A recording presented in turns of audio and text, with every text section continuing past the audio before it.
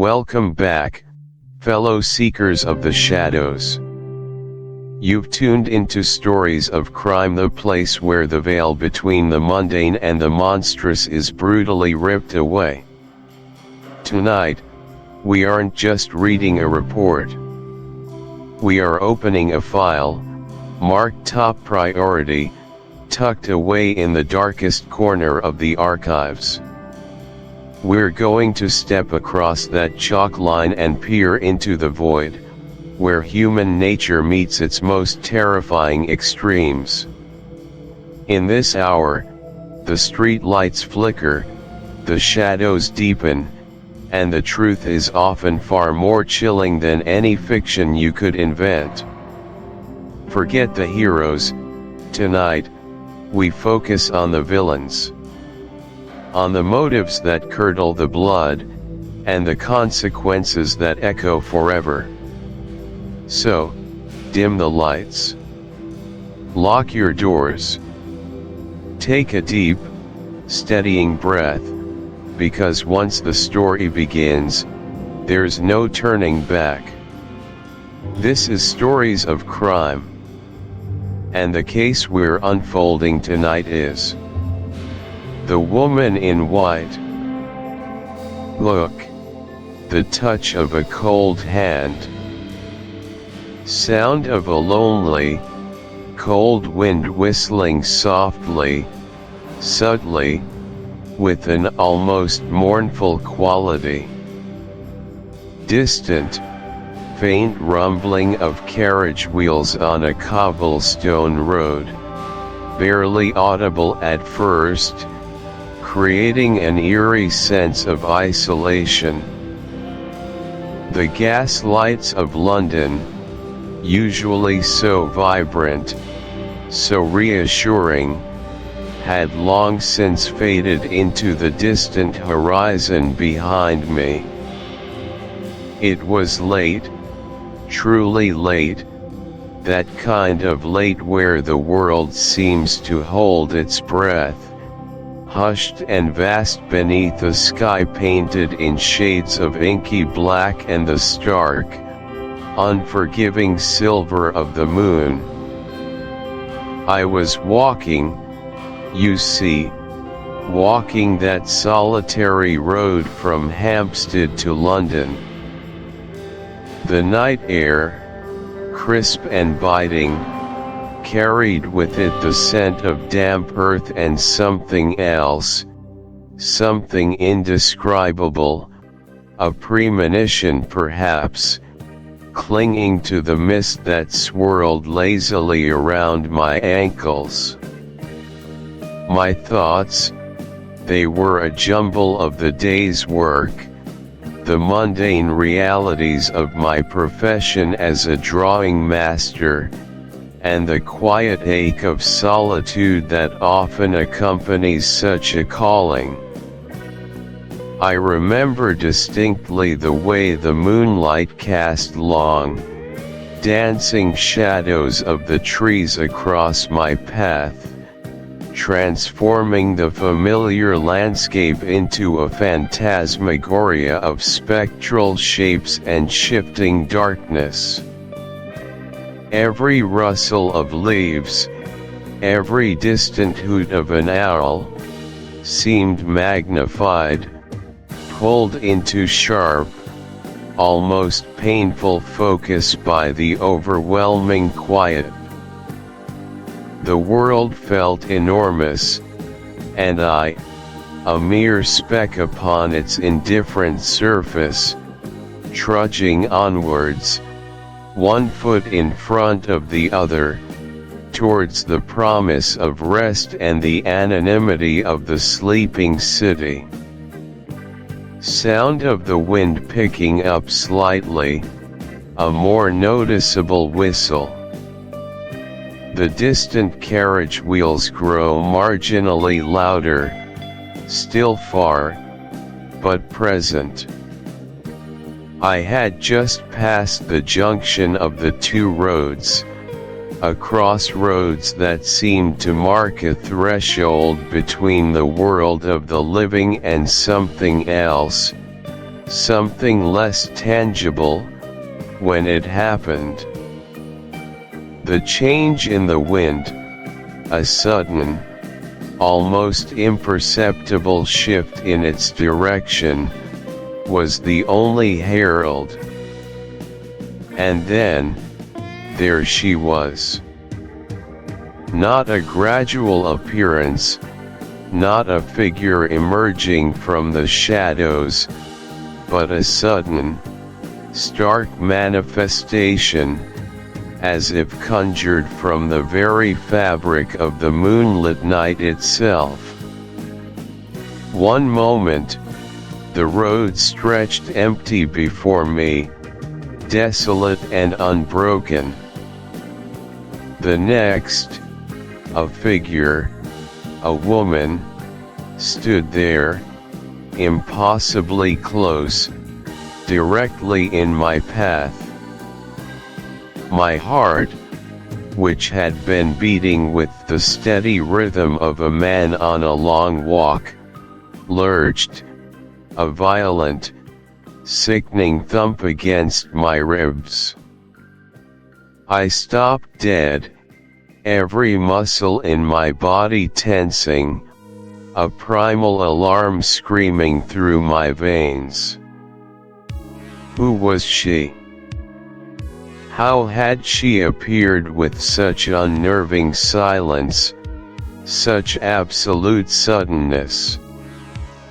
Sound of the wind intensifying slightly, a mournful wail. The distant carriage wheels are now more distinct, though still far off. She was dressed entirely in white. A simple, plain white dress, almost like a shroud, luminous against the dark backdrop of the trees.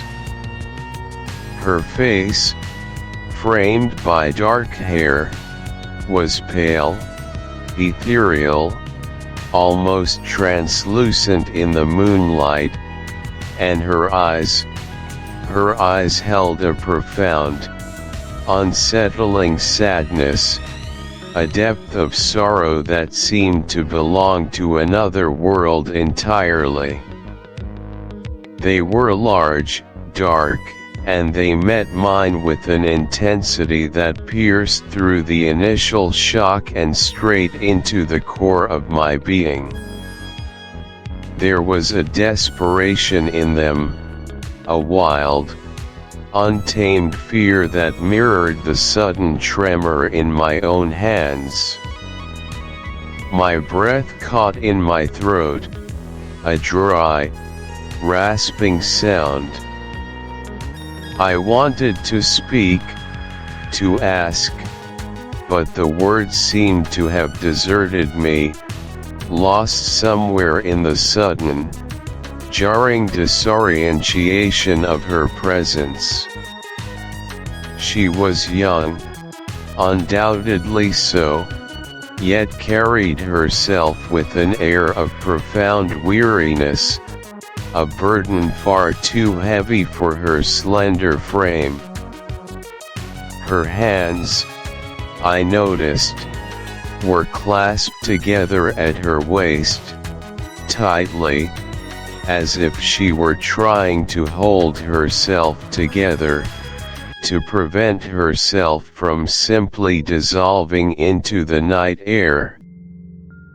The entire scene, illuminated by that cold, impartial moon, felt less like a real encounter and more like a fevered dream, a spectral visitation on a deserted road.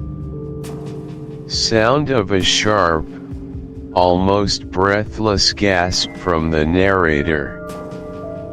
The wind continues to weave its melancholy. Introduction. The sensation begins. Welcome, discerning listener, to a captivating journey back to the very heart of Victorian England, a landscape rich with shadowed lanes, gaslit drawing rooms, and a society brimming with both rigid propriety and scandalous secrets. Tonight, or whenever you find yourself immersed in these words, we embark upon an unparalleled literary adventure, one that promises intrigue, deception, and a truly unforgettable cast of characters. You've chosen to open the digital pages, or perhaps press play on this auditory portal, to The Woman in White, by the incomparable Wilkie Collins, and I assure you, you are in for an experience that will challenge your perceptions, quicken your pulse, and keep you guessing until the very last utterance. Think of me, if you will, as your literary detective, your guide through the labyrinthine corridors of this extraordinary narrative. We stand here, together, at the precipice of a magnificent mystery, a swirling vortex of human emotion and veiled truths.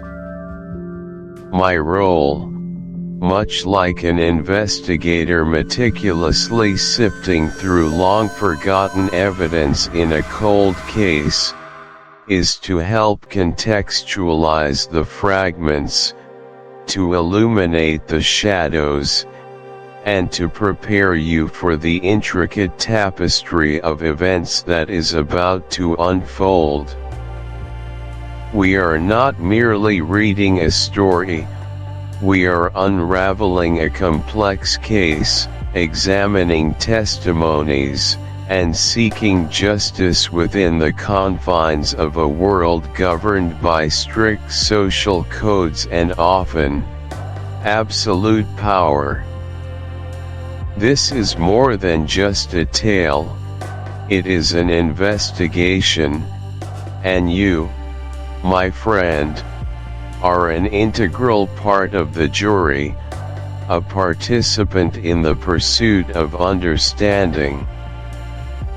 The Woman in White isn't merely a classic novel, it is, quite emphatically, the inaugural shot fired in a literary revolution. It is widely heralded as the very first sensation novel, a genre that gripped the Victorian imagination with an intensity previously unseen, sending shivers down spines and sparking fervent discussion in parlors and public houses alike. Imagine, if you can, a time before the widespread proliferation of detective fiction as we know it today, a world yearning for stories that dared to venture beyond the conventional romances and social critiques. Collins, with audacious brilliance, delivered something entirely new, a domestic drama infused with the thrilling elements of crime, a tale of ordinary lives irrevocably entangled in extraordinary, often illicit, circumstances. These sensation novels were designed to shock, to provoke, to make the reader gasp aloud in their drawing rooms, scandalized yet utterly enthralled. They explored themes of bigamy, false imprisonment, contested inheritances, hidden identities, and the sinister undercurrents lurking beneath the respectable veneer of Victorian society. They ripped away the polite mask, revealing the terrifying, often corrupt, realities that could fester within the very heart of a family, a home, or even within the legal system itself. The Woman in White didn't just participate in this genre, it forged the path, setting the benchmark for all that followed, demonstrating with unparalleled mastery just how thrilling and morally complex a story of domestic intrigue could truly be. It was, to put it mildly, a phenomenon, serialized in Dickens's All the Year Round and read with an almost feverish anticipation by an entire nation.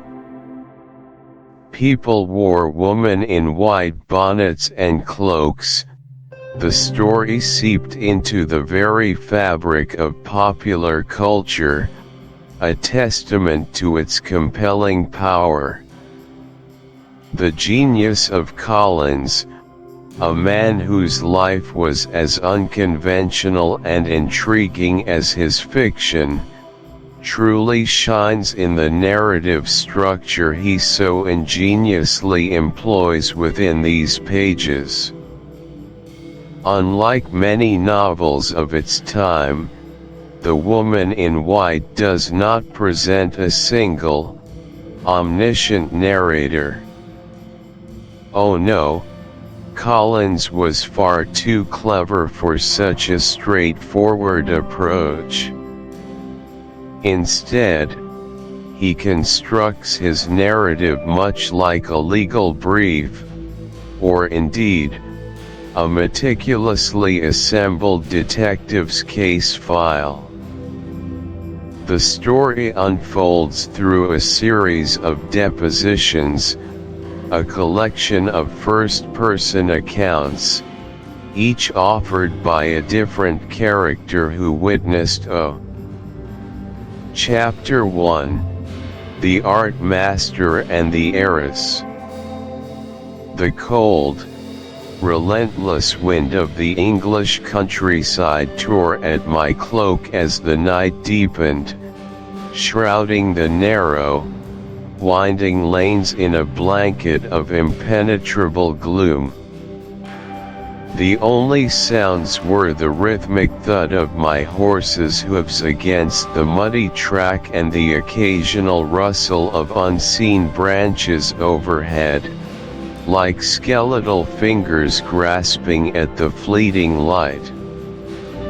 My journey from London had been long and arduous, a passage from the familiar chaos of the city into this profound, almost oppressive quiet.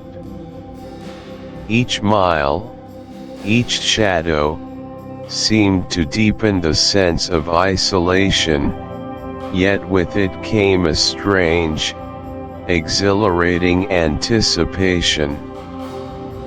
I was Walter Hartwright, a humble art master, embarking on a new chapter, called to a remote corner of Cumberland by the promise of an engagement, an opportunity to instruct two young ladies in the gentle art of drawing. Little did I know, this appointment would draw me into a tapestry of secrets, deceptions, and a love that would defy all convention. Music, faint, melancholic string music, reflecting the journey's somber start, slowly fading my mind, weary from the travel, drifted back to that fateful encounter on the Hampstead Road. The spectral figure of the woman in white, her pale face, her whispered plea. It was a memory that clung to me, unsettling and vivid, a premonition perhaps, of the strange currents that lay ahead. I had tried to dismiss it as a mere peculiarity, a fleeting moment of distress, but her image persisted, an unnerving silhouette against the canvas of my thoughts. This journey, undertaken with a hopeful heart, now felt tinged with an inexplicable sense of destiny, as if an invisible thread, spun by unseen hands, was drawing me irrevocably towards a fate I could neither comprehend nor escape. The darkness pressed in, a palpable entity, demanding my full attention, yet my thoughts remained tethered to that spectral vision, a mystery that had somehow intertwined itself with my imminent arrival. The distant hoot of an owl underscored the pervasive solitude, making the silence feel even more profound, more pregnant with unspoken possibilities. My breath misted in the frigid air, a fleeting testament to my presence in this vast, indifferent landscape. Suddenly, a distant glimmer pierced the oppressive blackness, a beacon in the vast wilderness. Then another, and another, until a constellation of warm, inviting lights emerged from the profound obscurity.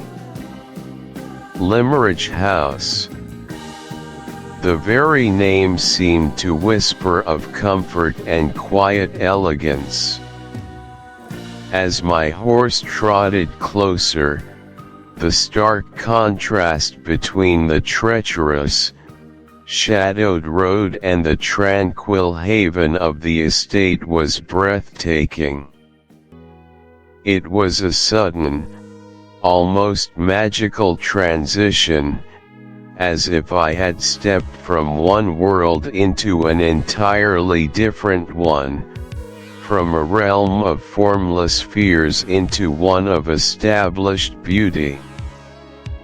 The gabled roofs, the proud chimneys, the soft glow emanating from myriad windows, everything spoke of established wealth, of generations of peace and prosperity.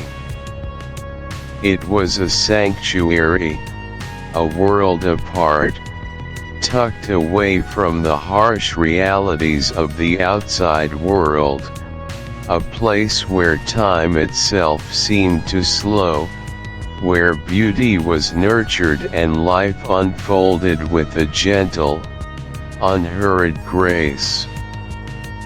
The outlines of ancient trees, stripped bare by winter, now stood as dignified sentinels, welcoming me to their hallowed grounds.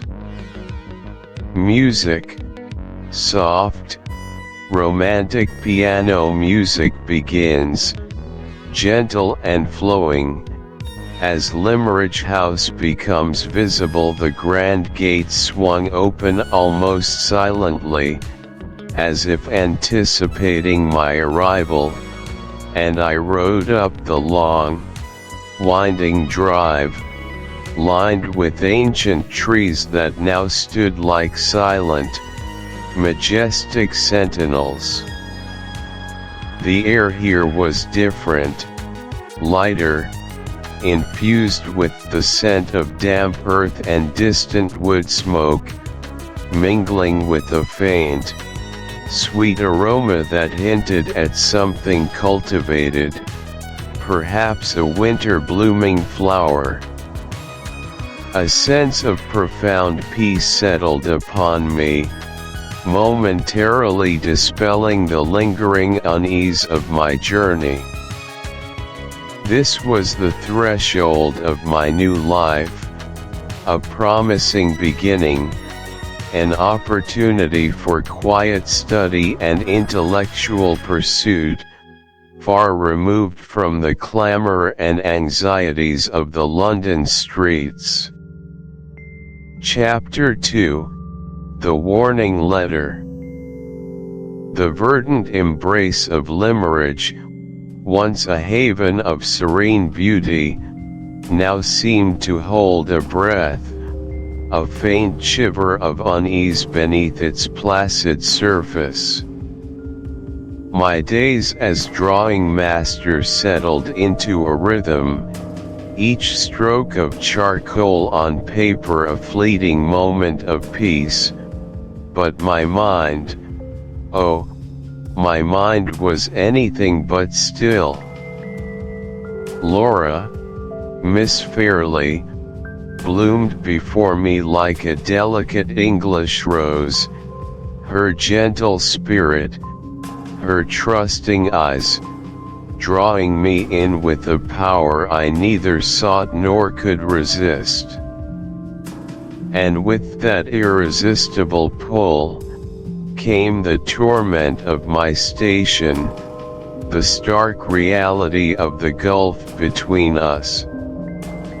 Sound of a gentle breeze, distant birdsong int. Limmeridge House, drawing room, day. Walter Hartwright sits at an easel, sketching Laura Fairley. Laura sits by a window, a book in her lap, but her gaze drifts out, lost in thought. The room is bright, airy, but there's a subtle tension in the air between them, unspoken. Walter softly, almost to himself, hold that gentle curve of your brow, Miss Fairley. It speaks of reflection. Laura turns her head slightly, a faint, almost wistful smile on her lips. Laura, forgive me, Mr. Hartwright. My thoughts wander today. Limmeridge feels different. Or perhaps it is I who am different. Walter's hand pauses. He looks at her, not just with the eye of an artist, but with the heart of a man profoundly moved. Walter, no apologies necessary. The world around us often shapes the world within. And Limmeridge, for all its tranquil beauty, sometimes feels as though it holds secrets. Laura's smile fades. A flicker of something akin to apprehension crosses her features. Laura's secrets? You feel that too? I thought it was merely my own foolishness. Since that night, Mr. Hartwright, when we met that poor woman on the road, a shadow seems to have fallen. Walter puts down his charcoal. He walks closer to her, his voice low, concerned. Walter, I understand. Her words, her resemblance to you, it was unnerving. But we must hope she is safe, and that her troubles are far from Limmeridge. Laura is shaking her head, a sigh escapes her. I try to believe that. But sometimes, a feeling, a premonition, it's like a cold breath on the back of my neck. Sound of a door opening and closing off screen. A maid enters, holding a silver tray with a single, unsealed letter upon it. Made a letter for you, Miss Fairley. Delivered by hand, just moments ago. The messenger departed swiftly. Laura takes the letter, her brow furrowing slightly at the plainness of the envelope, the lack of a proper seal or crest. Walter watches her, a prickle of unease starting in his own chest. Laura to herself, turning the letter over. No address from the sender. Peculiar. She tears open the envelope. As she reads, her eyes widen, and the color drains from her face. Her hand begins to tremble. Walter stepping closer, his voice urgent. Miss Fairley. What is it? You've gone quite pale. Laura looks up at him, her eyes wide with a mixture of fear and confusion. She holds out the letter, her hand still shaking. Laura, I don't understand. It's a warning, Mr. Hartright. A terrible warning. Please, read it.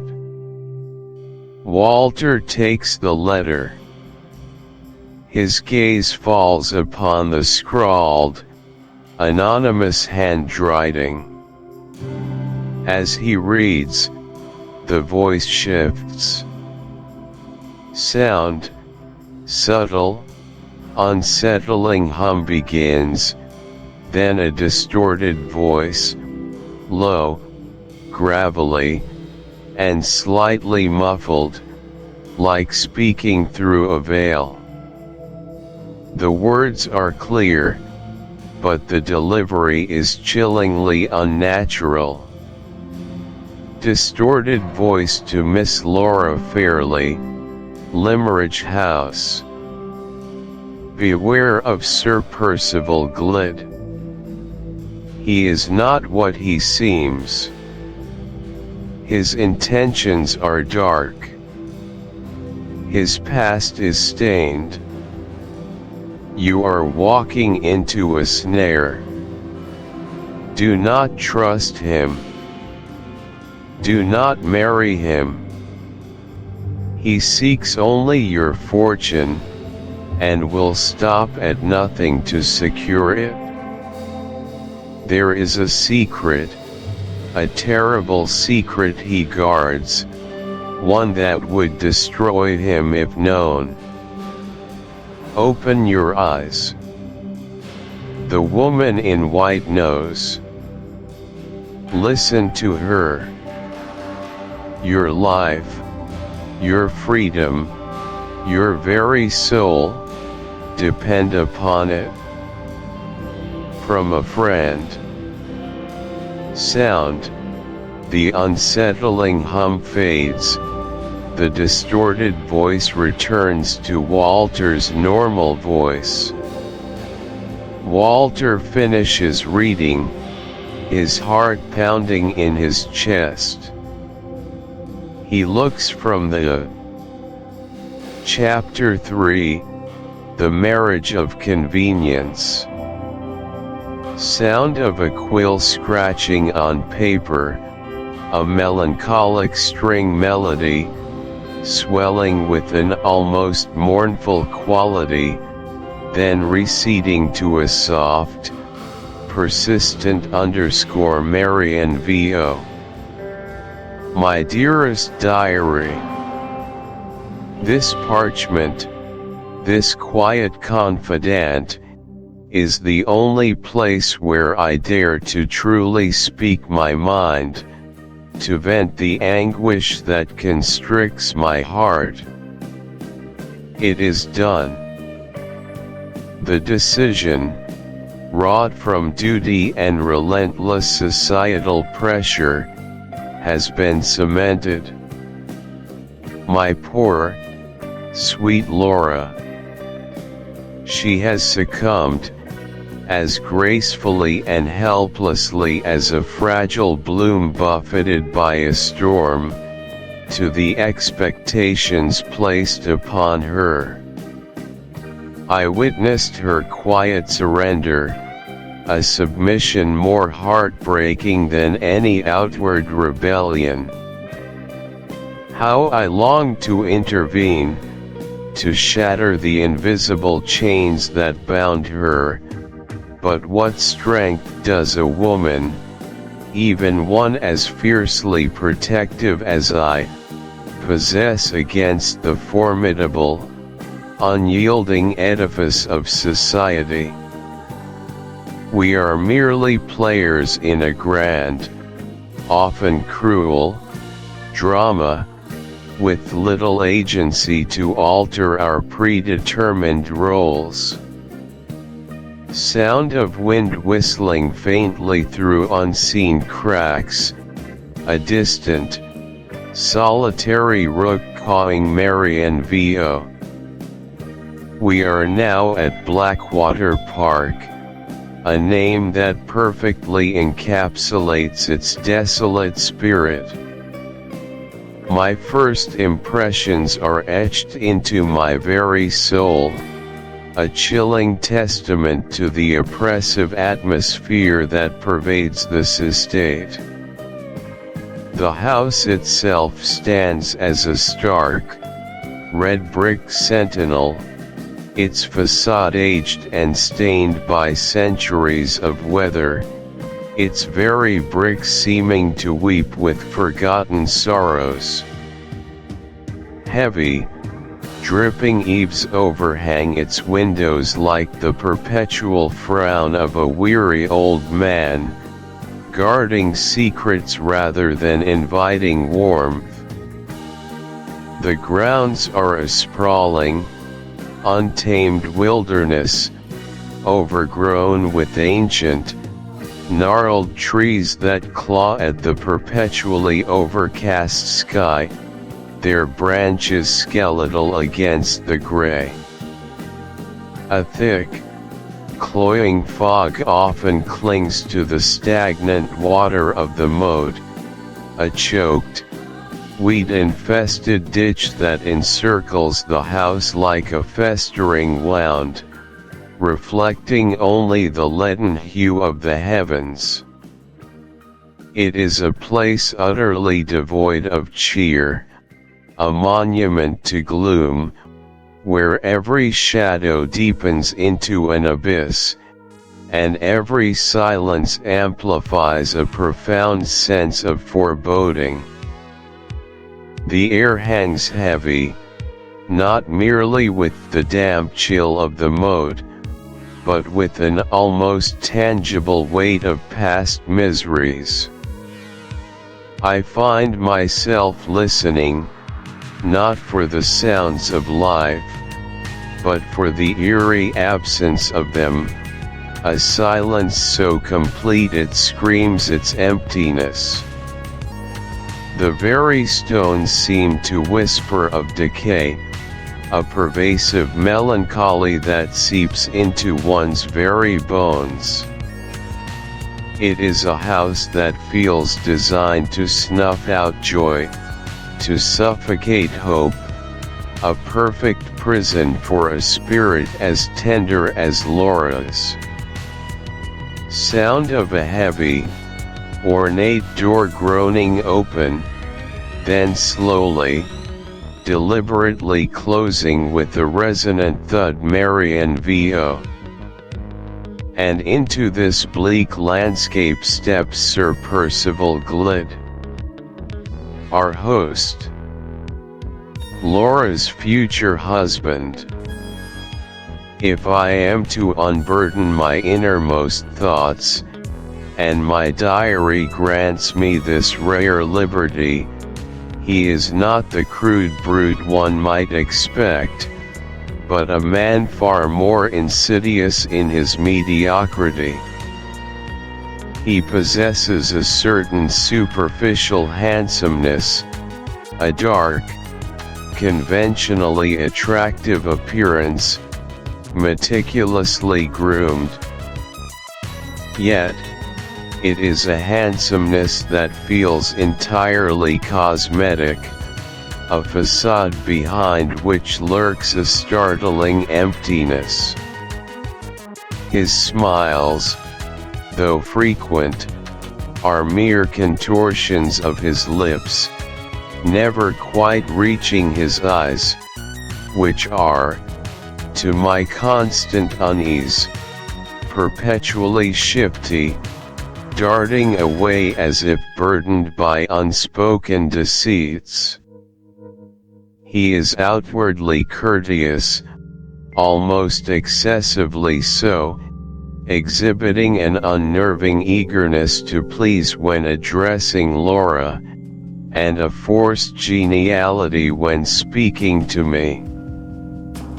But beneath this thin veneer of politeness, I detect a simmering impatience, a barely suppressed irritation that threatens to erupt, and a profound, chilling absence of true warmth.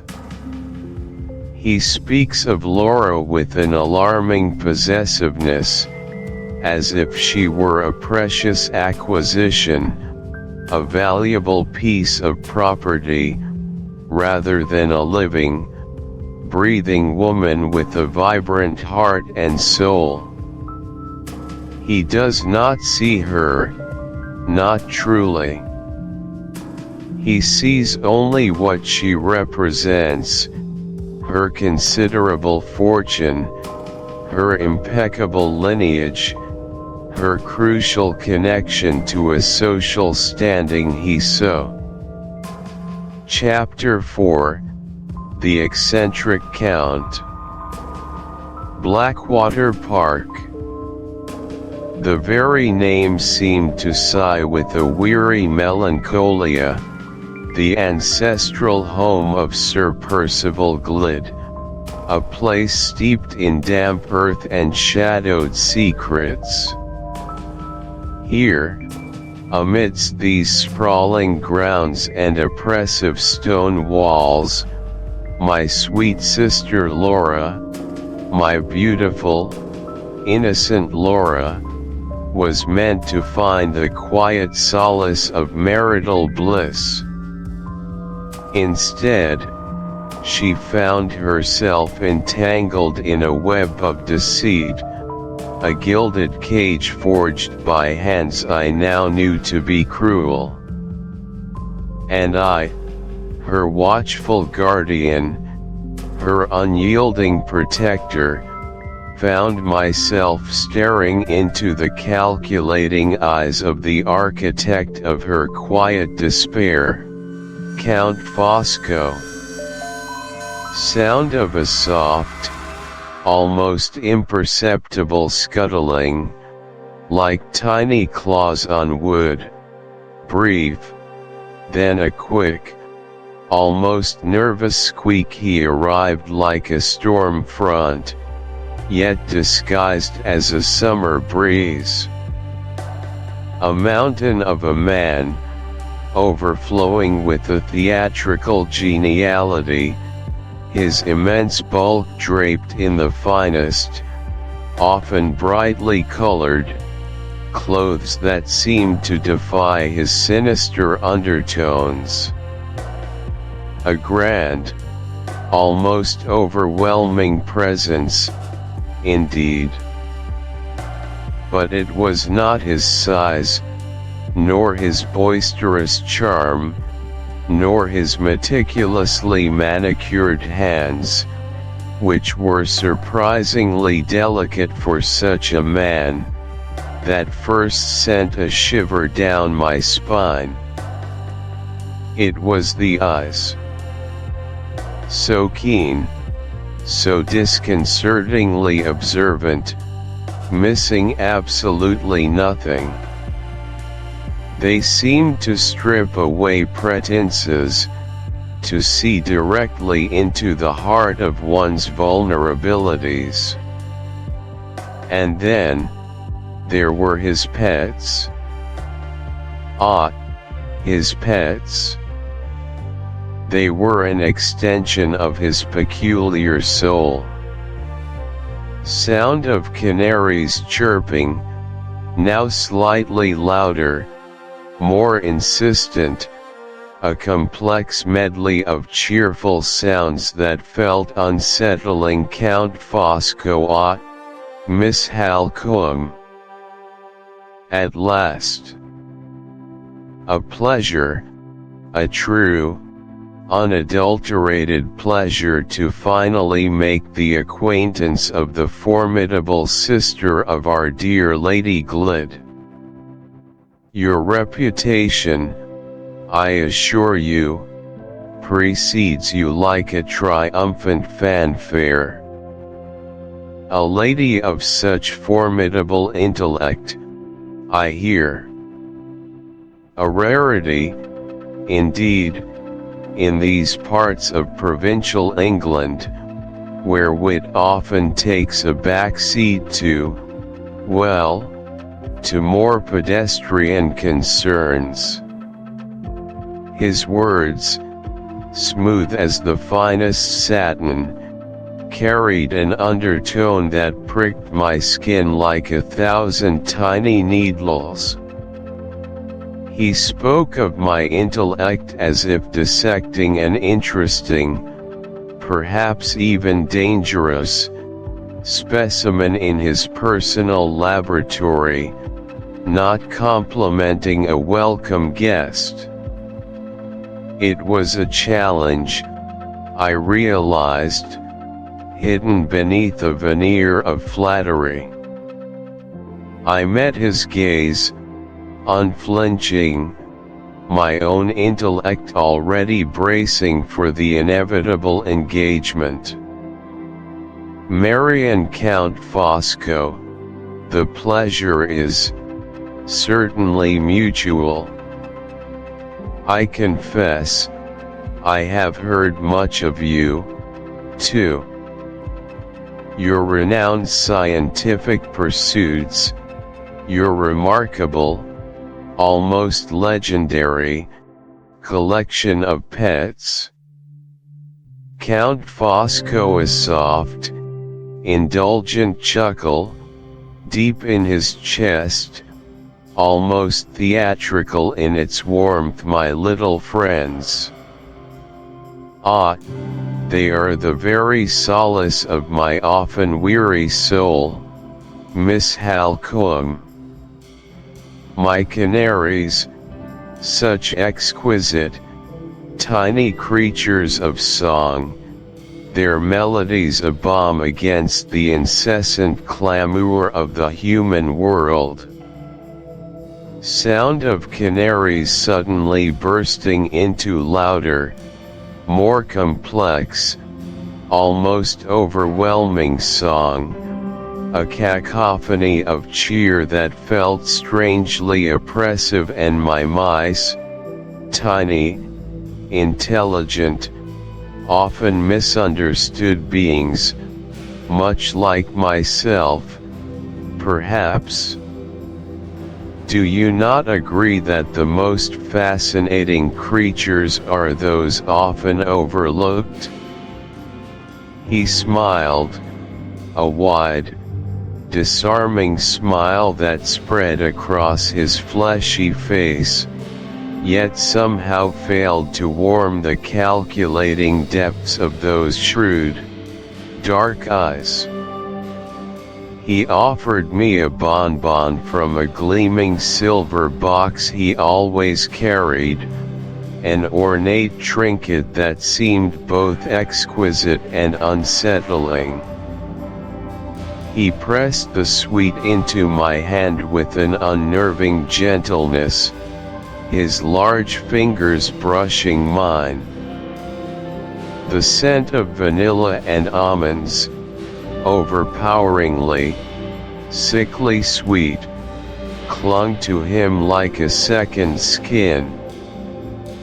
It was a cloying fragrance I would soon come to associate with danger, with hidden motives, with the subtle poison he administered to everyone around him. Marian holding the bonbon, but not daring to eat it, her voice carefully neutral. You find solace in such diverse company, Count.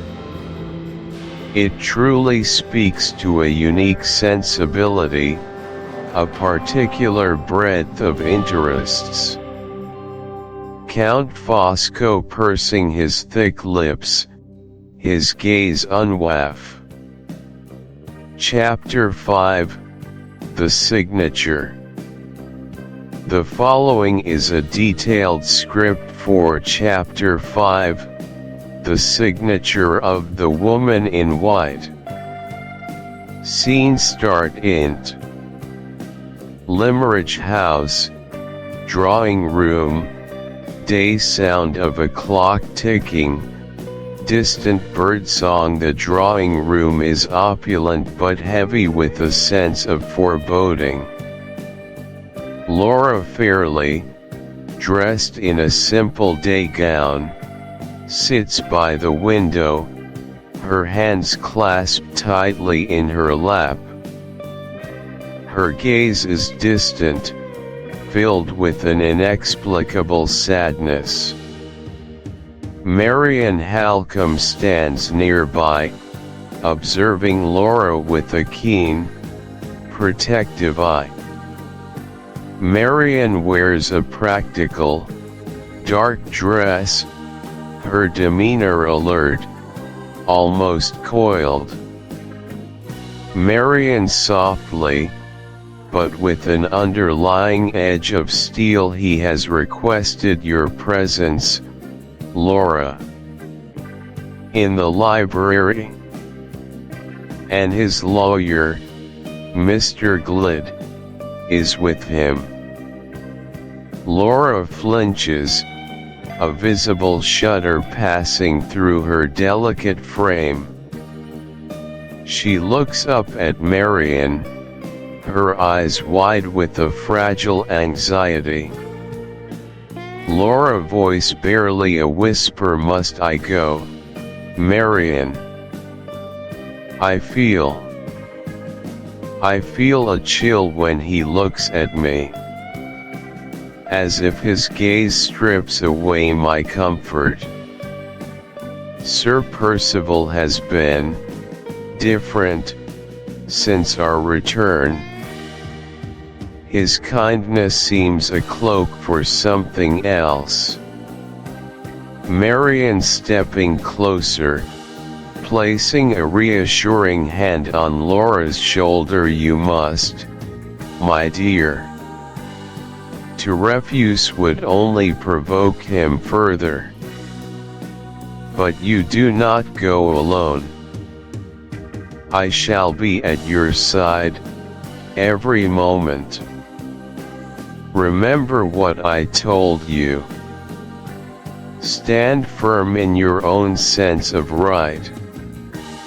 Do not allow yourself to be swayed by confusing words or veiled threats.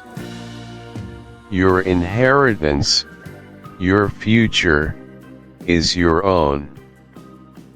Laura nods, taking a deep, fortifying breath. She rises, her movements hesitant. Marian offers a small, encouraging smile, her own expression grim. They exit the drawing room. Int.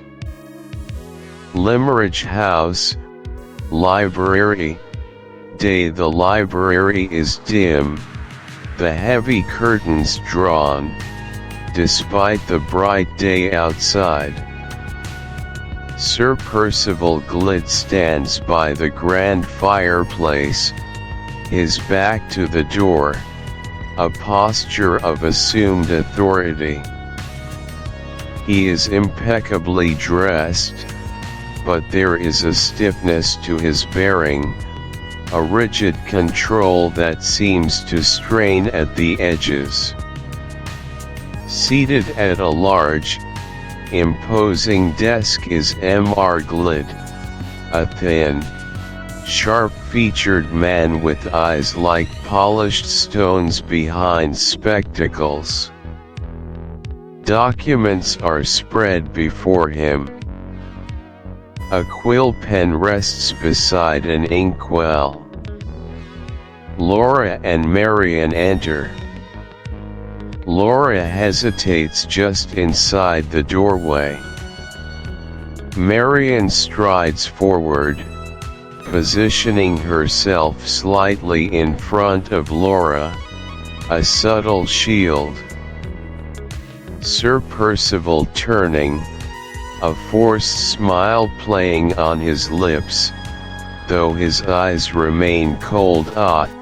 Laura and Marian, do come in. Mr. Glyde has traveled a considerable distance to assist us with a rather important family matter. A mere formality, of course, but one requiring your signature.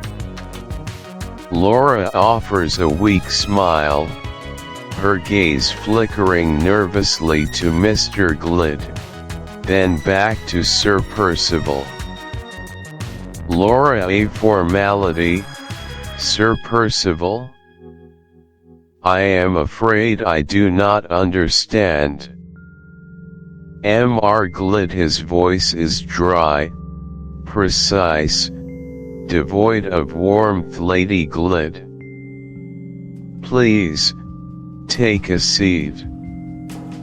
This is a matter of ensuring the proper handling of your financial affairs, in accordance with the prenuptial agreements and certain unforeseen circumstances that have arisen. He gestures to a chair directly opposite him at the desk. Laura glances at Marian, who subtly shakes her head. Laura remains standing. Marian, her voice clear and firm, cutting through the lawyer's dry tone. Perhaps, Mr. Glyde, you might clarify the nature of these unforeseen circumstances and the specific document Lady Glyde is being asked to sign. Clarity is often appreciated in matters of such import. Sir Percival's forced smile tightens. Mr. Glyde clears his throat, a sound like rustling parchment. Mr. Glyde: certainly, Miss Halcombe. As you are aware, Lady Glyde's inheritance from her late father, Mr. Fairley, is substantial.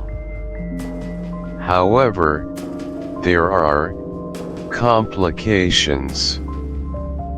Certain debts, liabilities pertaining to the Limerich estate itself, which, for the sake of the family's future, and indeed, Sir Percival's own position, must be settled.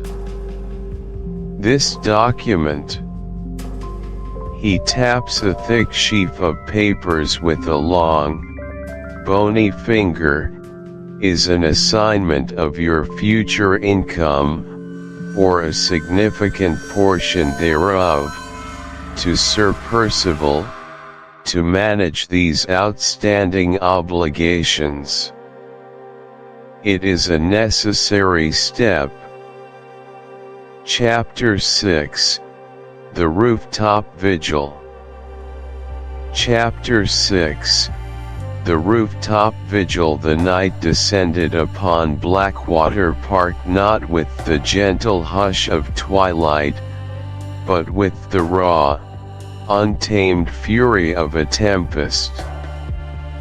The sky wept, not in gentle tears, but in a violent, torrential downpour that hammered against the ancient stones of the house, rattling every window pane and sending shivers through its very foundations. Each gust of wind howled like a banshee, tearing through the trees outside, stripping leaves from branches, and flinging them against the glass with a desperate, scratching sound. Thunder, a deep, guttural growl, rolled across the heavens, reverberating through the earth, making the very air vibrate. It was a night of elemental wrath, a symphony of chaos that mirrored the turmoil in Marian Halcombe's own heart. Marian stood by her window, her breath fogging the cold glass, her eyes straining against the inky blackness beyond, where only the occasional flash of lightning briefly illuminated the thrashing world. Her mind raced, a whirlwind of suspicion and terror. Laura, her beloved Laura, was in dire peril. The subtle shifts in Percival's demeanor, the chilling calculation in Count Fosco's gaze, the whispers she had caught, the inexplicable changes in the household's atmosphere, all pointed to a conspiracy, a trap closing in around her innocent sister. She had tried to speak to Laura, to warn her, but the words seemed to catch in her throat, choked by the web of politeness and societal expectation that bound them all. No, words were insufficient now. Action was needed. Desperate, dangerous action. Below, through the driving rain, she could faintly make out a sliver of light from the library, a beacon in the storm, and the murmur of voices. They were there, the villains, huddled together, undoubtedly plotting their next move. She had to know. She had to hear. The thought of what she was about to attempt sent a cold dread through her veins, a dread colder even than the night air seeping into her room. The veranda roof. It ran just beneath her window, extending towards the library. A precarious, rain-slicked path, a dizzying height, but the only way.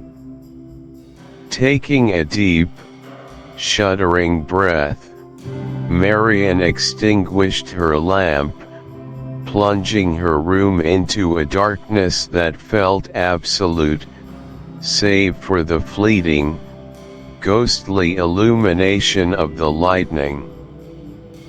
She dressed quickly, choosing practical, dark clothing, her hands trembling as she tied her boots.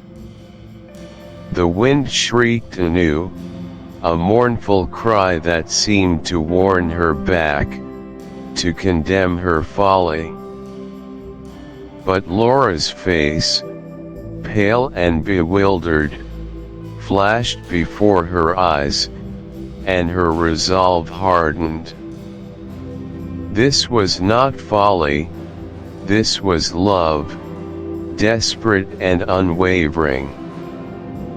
She unlatched her window, the sudden rush of cold, wet air making her gasp. Rain immediately lashed inward, soaking the carpet. The sound of the downpour intensified, a roaring deluge that threatened to deafen her. Leaning out, she peered down, her heart thumping like a drum against her ribs. The roof was barely visible, a dark, glistening expanse below. It was steep, treacherous. One slip, one misstep, and it would be a plunge into the unforgiving darkness, to the sharp gravel below. But she wouldn't think of that. She couldn't. With a determination born of utter despair, Marian pushed herself through the window, feet first. Her gloved hands gripped the stone sill, cold and slick. The rain hammered down on her, instantly drenching her hair and clothes, plastering them to her body. She shivered violently, but it wasn't just the cold, it was the sheer terror of the height, the terrifying expanse of nothingness beneath her. Slowly, painstakingly, she lowered herself, her boots seeking purchase on the slates.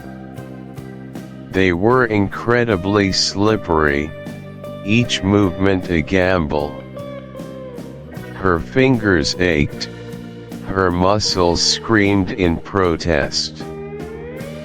The wind, an invisible, malicious entity, buffeted her, threatening to tear her grip away. A jagged flash of lightning tore across the sky, illuminating the scene in a stark, blinding white for a terrifying instant. She saw the distance to the library window, the dark expanse of the roof, the churning chaos of. Chapter 7: The Identity Theft. The world began to blur around me, a cruel watercolor smudged by an invisible hand. My own thoughts, once crystalline and clear, now felt like whispers from a distant shore, drowned out by a ceaseless, disquieting hum within my skull. They said I was ill.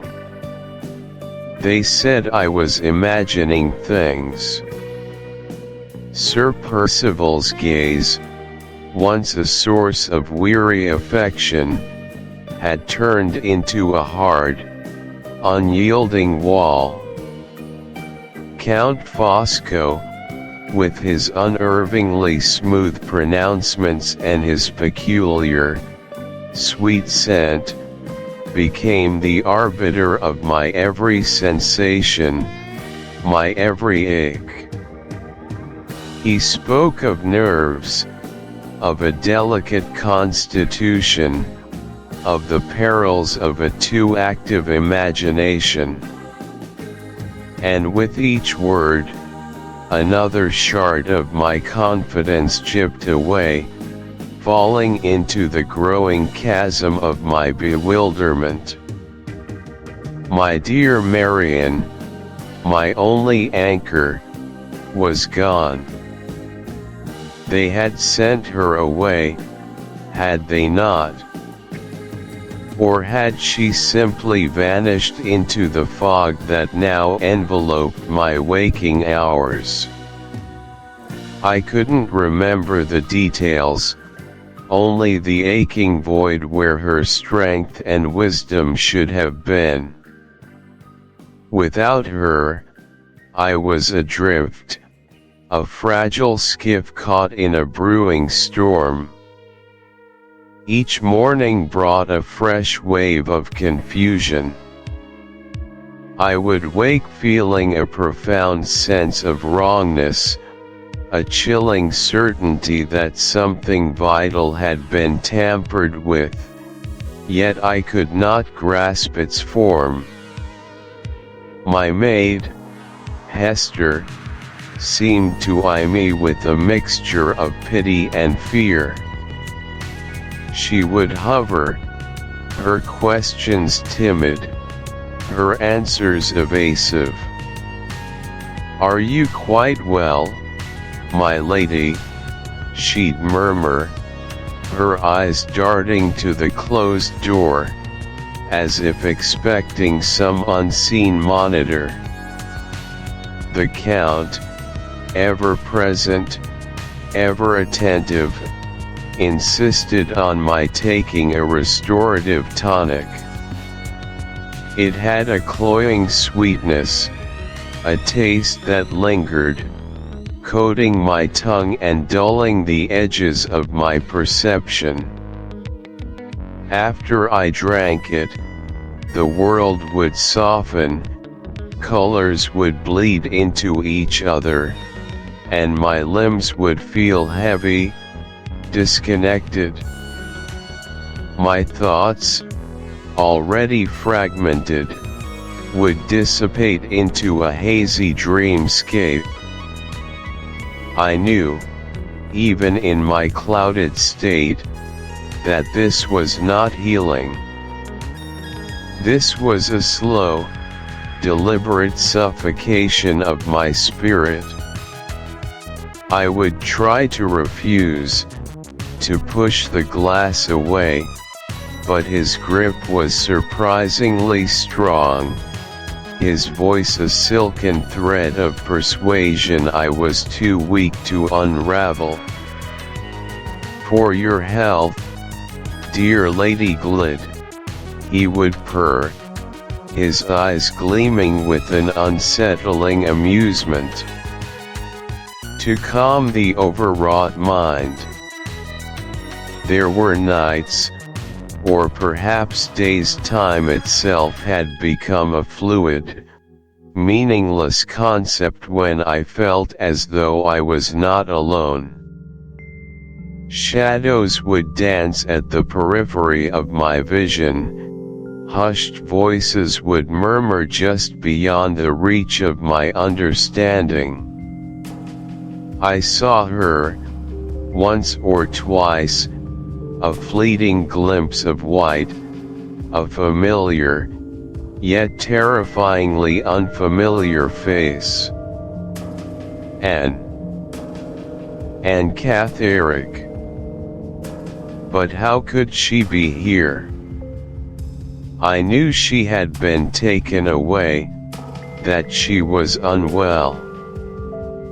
Yet, her presence felt palpable, a cold breath on my neck. I would cry out, or try to, my voice a mere croak, lost in the overwhelming inertia of my body. They would rush in, Sir Percival and the Count, their faces a mask of concern that never quite reached their eyes.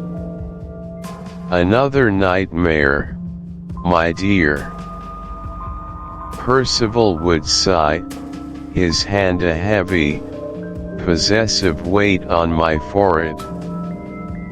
"The tonic will help you sleep." The days bled into each other, a smear of gray. The distinction between waking and dreaming blurred entirely. I remember flashes, the chill of cold hands on my skin, the suffocating scent of lilies, a sudden, jarring jolt as if I were being moved, lifted, from one place to another. The world tilted, spun, then settled into an unfamiliar darkness. I fought it, I truly did, with the last vestiges of my will, but my body was no longer my own. It was a vessel, heavy and unresponsive, piloted by a malicious intent I could only dimly perceive. The taste of dust, the cloying sweetness, the feeling of being watched, always watched. And then, nothing. A void. A deep, dreamless sleep from which I feared I would never return. When I finally stirred, it was to a silence so profound it was almost deafening. My eyelids felt heavy, glued shut, and my limbs were stiff, aching. A dull throb echoed behind my eyes. I pushed against the oppressive W. Chapter 8, The Resurrection. The English soil felt alien beneath my boots after the relentless, humid embrace of Honduras. My being felt profoundly altered.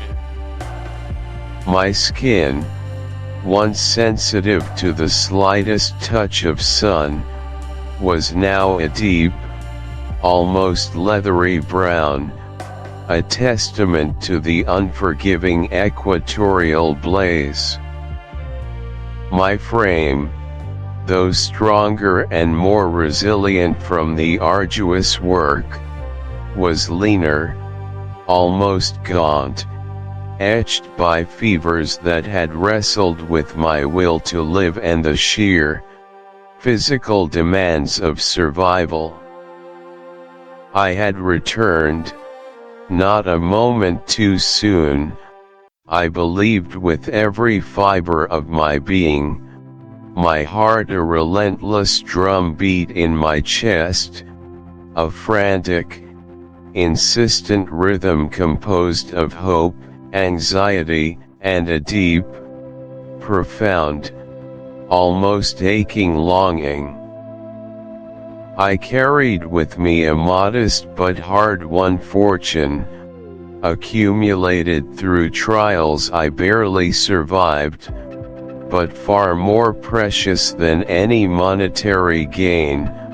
I carried the indelible, unwavering image of Laura Fairley, her gentle, luminous eyes, her sweet, hesitant smile, a beacon of pure, unsullied light that had guided me through the darkest, most desolate nights of my exile.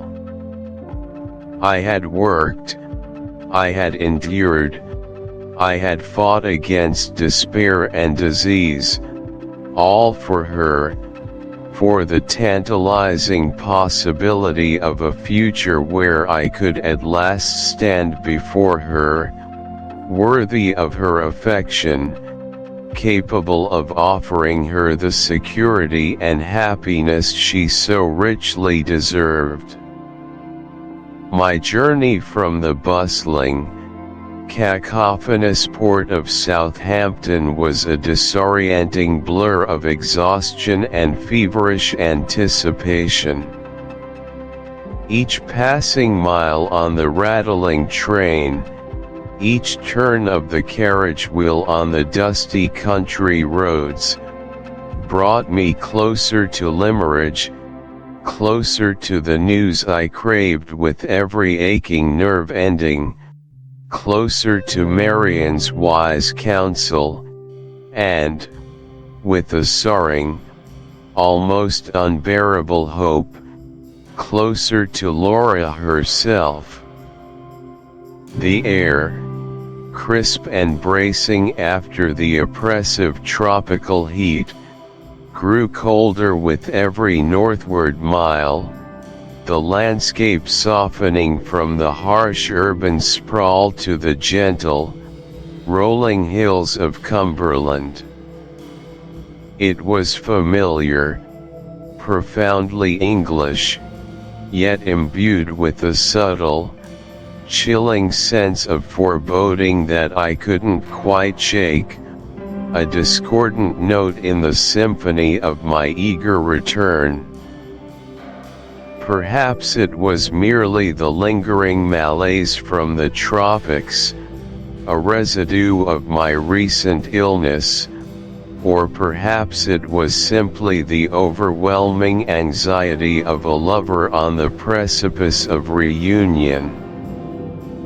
I forcefully dismissed it, pushing the unsettling sensation deep down, focusing solely on the magnetic pull towards my destination, my heart thrumming with a desperate mixture of dread and ecstatic hope.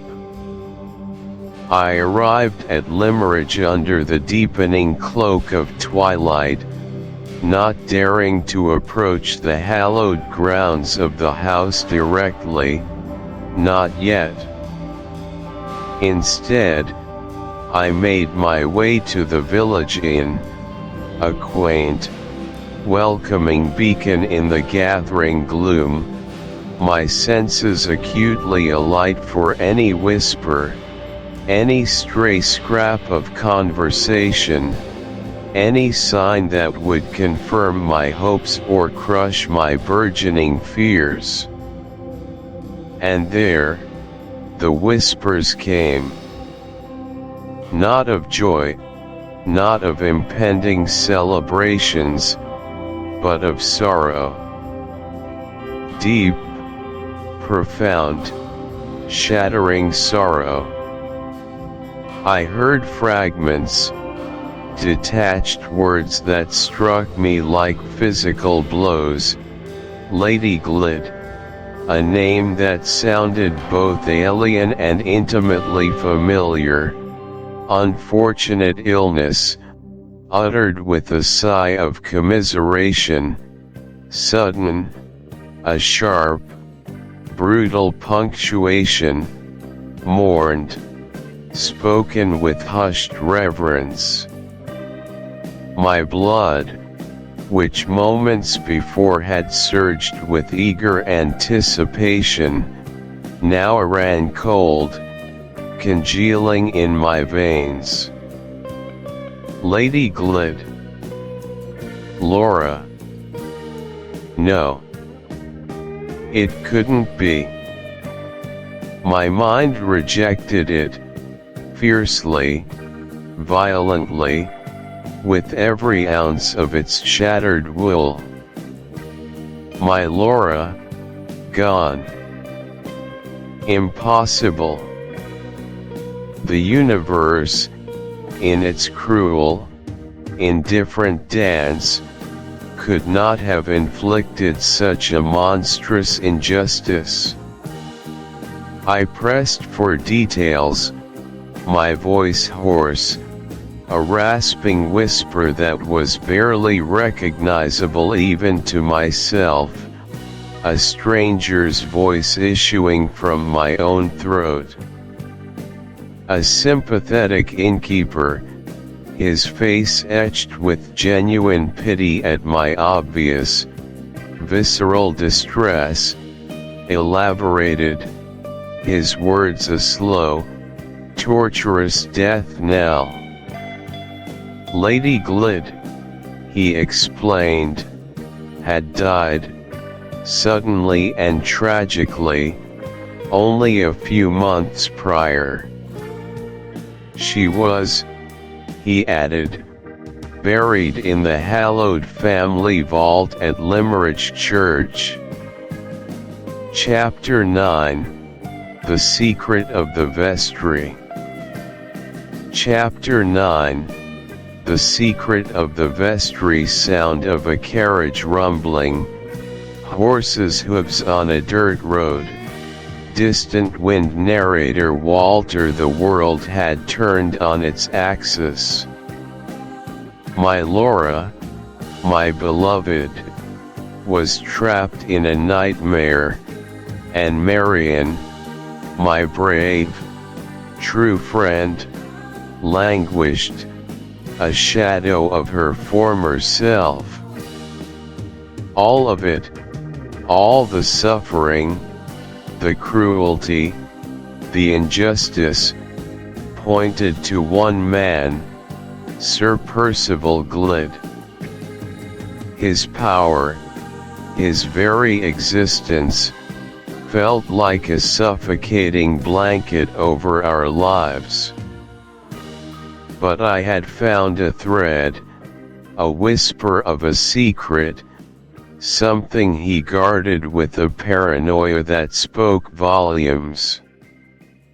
It was a faint lead, a desperate hope, but it was all I had. I was a man on a mission, fueled by love and a burning desire for justice. I would break his power, or die trying. My journey took me to Old Welmingham, a place that time seemed to have forgotten, a town clinging to the past like a stubborn burr. The air was heavy with the smell of damp earth and decaying leaves, and the houses, huddled together, wore a perpetual scowl. The church, ancient and stoic, stood at the heart of it all, its stone edifice a testament to centuries of silent witness. This was it. This was where the truth, or what remained of it, lay buried. I approached the church door, a heavy, oak slab adorned with rusty iron. A shiver ran down my spine, not of cold, but of anticipation. I knew, with an instinct deeper than reason, that I was stepping onto hallowed ground that held an unholy secret. Sound of heavy oak door creaking open slowly. I found the church clerk, a wizened, spectacled man with a perpetually surprised expression, dusting hymn books in the vestry. He looked up, startled, as I entered, my shadow falling long across the faded carpet. Walter, good day to you, sir. I apologize for the intrusion. My name is Walter Hartright. I am here on a matter of some urgency, concerning family records. Clerk voice reedy, hesitant. Records? Ah, yes. The parish registers. Seldom do we have visitors for such matters these days. Most information is online, I believe. But the old books are all here, in their proper place. What family, if I may ask? Walter, the Glyde family. Sir Percival Glyde. The name, even spoken softly, seemed to hang in the air, stirring something in the quiet room. The clerk's eyes widened ever so slightly, and a flicker of something, perhaps apprehension, crossed his face. "Clerk Sir Percival Glid, you say? A prominent family. Though, I confess, I've not had cause to consult those particular registers in a very long time. What is it you seek, Mr. Hartright? A birth? A marriage? Walter, a marriage, primarily. From a specific period. I believe it would be in the register dating back to the late 1700s, perhaps early 1800s. I am trying to verify some details regarding Sir Percival's parentage." Clerk frowning, a hint of suspicion. "Now parentage. Sir Percival's lineage is well documented, as far as I know. A direct line. Why would you?" Walter firmly, but politely. "Personal reasons, sir, relating to an estate matter. Nothing scandalous, I assure you. Merely a verification of old facts. It would be a great service if you could allow me access to the registers for that period. I am prepared to compensate you for your time." I laid a few coins on the worn desk.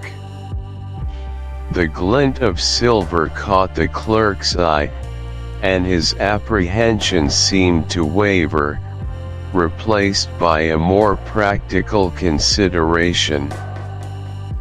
"Clerk, well, I suppose, for a fee, and under my supervision, of course. The registers are ancient, fragile things. One must handle them with the utmost care. Follow me, Mr. Hartright. The older ones are kept in the iron chest, for their protection." He led me deeper into the vestry, a small, somber room with high, arched windows that let in only a meager light. Dust motes danced in the sparse beams. Along one wall stood a large, heavy iron chest, its surface scarred with age. The clerk produced a formidable set of keys, their jingle echoing unnaturally loud in the silence. Sound of heavy keys jingling, then the clunk of a lock, and the groaning squeak of an old iron chest opening. "Clerk, here we are. The records." Chapter 10, Checkmate, Count Fosco. The air hung heavy with a sense of impending climax. Days bled into nights, each one consumed by Walter Hartright's relentless pursuit, a single-minded obsession to peel back the layers of deception woven by Count Fosco. He had gathered evidence, fragment by agonizing fragment, but the masterpiece of villainy remained incomplete, a puzzle with a crucial piece missing. He knew Fosco was the architect, the puppet master, but how to force his hand? What was the chink in the formidable Count's armor? Walter muttering to himself, he is a man of colossal intellect, of boundless resource. To confront him without absolute certainty, without a weapon he cannot parry, would be folly. He would simply smile, and I would be lost. But there must be something. Every great fortress has a hidden gate, every grand conspirator a secret fear. Narrator Walter paced his small study, surrounded by notes, letters, newspaper clippings. The gaslight flickered, casting long, dancing shadows that seemed to mock his efforts. His mind replayed every encounter, every subtle gesture, every word Fosco had ever uttered. And then, like a sudden burst of sunlight through a storm cloud, it came to him. A memory, long dormant, sparked to life. Professor Pesca. His old drawing master, a man whose eccentricities masked a fervent, almost dangerous loyalty to a secret Italian society, the Brotherhood. Walter, a sudden gasp, then a slow, dawning realization. Pesca. The Brotherhood. He once told me, years ago, of a man, an apostate, who had betrayed their secrets, who had escaped their justice but never their memory. A man of exceptional charm, an intellectual giant, but with a fatal flaw of vanity and an overweening ambition. Could it be? Could Fosco be that man? The pieces began to click into place with terrifying precision. Fosco's Italian heritage, his strange, almost theatrical aversion to certain political topics, his sudden departures, his veiled references to a past shrouded in intrigue. It all pointed to one terrifying truth. Fosco, the seemingly unassailable Count, was a marked man. He lived in constant dread of the Brotherhood, of their long memories and their even longer reach. This was it. This was the chink. Walter, voice filled with grim satisfaction, his weakness. His great, magnificent weakness. The fear of something far more formidable than the English law, or even my humble justice. The retribution of his own kind. He has built an empire of deceit here, but it stands on foundations of sand, constantly threatened by the tides of his past. I have him. At last, I have him. With renewed vigor, Walter began to verify his theory. He sought out Pesca, discreetly, carefully, and pieced together the fragments of the professor's past disclosures, matching them against what he knew of Fosco. The description fit. The methods fit. The name itself, whispered by Pesca in a moment of unguarded emotion, confirmed it. Count Fosco was the renegade, the traitor, and Pesca, unknowingly, held the key to his undoing. Walter then formulated his plan. No grandstanding, no dramatic accusations in public. A quiet, deadly confrontation, where the threat, unspoken but profoundly understood, would be his sole weapon. He arranged a meeting with Fosco, ostensibly to discuss a matter of mutual interest. The Count, ever curious, ever confident in his own superiority, agreed.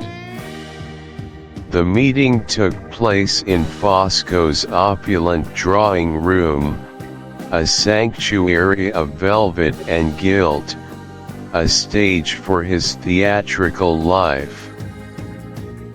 Fosco, impeccably dressed, sat at his desk, a glass of claret at hand, a serene, almost paternal smile gracing his lips. Walter, however, felt no warmth from it. He felt the chill of a predator studying its prey. Count Fosco smooth, unctuous Mr. Hartright. How delightful to see you again, though I confess myself somewhat puzzled by your urgent request for this private audience. Has some new artistic endeavor captured your imagination? Or perhaps, you have finally seen the light regarding your former misguided affections. A wry chuckle escapes him. Walter calm, but with an underlying T. Chapter 11. Restoration and Legacy. The Woman in White. Chapter 11. Restoration and Legacy begins. Script Walter Hartright, narrating with a voice that carries the weight of past struggles and the serenity of hard-won peace. My friends, if you have followed this tortuous path with me, if you have felt the chill of injustice and the warmth of unwavering loyalty, then you understand that the conclusion of our tale could never be a simple, swift affair. The forces we contended with were not mere shadows, they were the very fabric of society's darker currents, interwoven with legal complexities and the cold indifference of officialdom.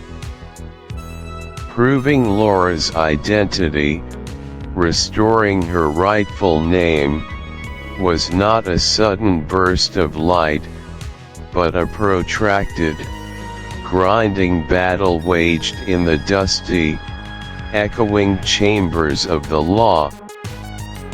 The task was formidable, almost laughably so, had the stakes not been so devastatingly real. We possessed Laura herself, a living, breathing testament to the truth. Yet, the law, in its majestic, unyielding wisdom, preferred parchment over person, a signed document over a beating heart. We had to dismantle the meticulously constructed edifice of lies that Sir Percival Glyde and Count Fosco had erected. Their monstrous masterpiece of deceit rested upon two pillars: the official marriage certificate that bound Laura to Glyde, and the burial record of Lady Glyde in Limerick churchyard, purporting to be Laura herself. Against these, we held only a woman whose identity had been erased, and the unwavering conviction of a handful of devoted souls. Our first step was the formal declaration of her existence. Through a series of affidavits and the testimony of those who knew her intimately, Marion, Mrs. Michelson, even the once reticent servants of Limerick, we began to chip away at the official narrative. The challenge was to prove that the person buried was not Laura, and that the woman before them, the quiet, gentle creature who bore the scars of her ordeal, was indeed the true Lady Glyde. The burden of proof, I learned, falls upon the one seeking to right a wrong, not the wrongdoer who has so cunningly obscured the truth. The courtrooms, in my memory, are a blur of stern faces, rustling papers, and the monotonous drone of legal jargon. Each session was an ordeal for Laura, who, despite her recovering strength, still bore the fragility of one who had stared into the abyss. She would sit beside Marion and me, her hand often finding mine, a silent anchor against the tempest of questions and counter-arguments. Marion, my noble, indefatigable Marion, was a force of nature in that setting. Her intellect, honed by hardship, her fierce loyalty, and her remarkable memory for detail, made her an invaluable ally. She recalled dates, conversations, nuances of behavior, dissecting the defense's attempts to discredit us with a precision that often left their barristers floundering. We brought forward Mrs. Michelson, the faithful housekeeper, whose testimony regarding the two women Laura and Anne Catherick, their striking resemblance, and their distinct personalities, proved crucial. She spoke of the differences in their handwriting, their mannerisms, the particularities of their affections. It was her simple, honest words, spoken with the quiet dignity of a woman who had seen much and understood more, that began to sway the initially skeptical magistrates. Then came the grim necessity of addressing Anne Catherick's past. We had to prove not only Laura's identity, but also Anne's, to explain the macabre exchange. Our investigations into Anne's final days, her escape, her journey, her ill health, and finally, her tragic death near Limerick, were presented. The asylum doctor, initially cautious and reluctant to involve himself in such a convoluted case, eventually, under the sheer weight of accumulated evidence and Marian's persuasive arguments, confirmed Anne's presence in his care, her mental state, and the timing of her departure. It was a harrowing task to dissect a dead woman's life for the sake of another's vindication, but it was essential. The breakthrough, the true tune-in. Chapter 12, Character Analysis. Welcome, dear listeners, to Chapter 12 of our journey through Wilkie Collins' magnificent tapestry of mystery and social commentary, The Woman in White. Today, we embark on a profound exploration, a psychological breakdown of the key players who dance upon this intricate stage of Victorian intrigue and suspense. We're not just observing their actions, we're delving into the very core of their beings, dissecting their motivations, their fears, and the societal pressures that shaped them. This is where the true genius of Collins shines, offering us characters so rich, so multifaceted, that they leap from the page and into our very consciousness. Let's begin, shall we, with a figure who, for many, is the undeniable moral compass and intellectual powerhouse of the narrative, Miss Marian Halcombe.